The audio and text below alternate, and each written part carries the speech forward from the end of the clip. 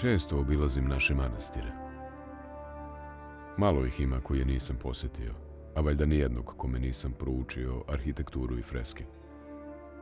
Meni spomenici od kamena ne govore manje nego ljudi.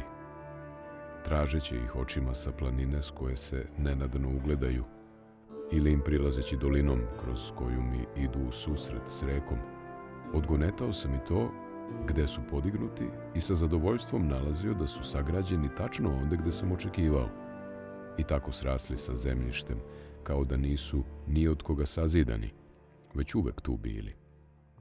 Zastavši umoran na proplanku, dugo bih posmatrao okolinu, da i to saznam ima li sličnosti između predela i čoveka koji je osnovao neki manastir. Isto koliko spomenike, tražio sam ljude.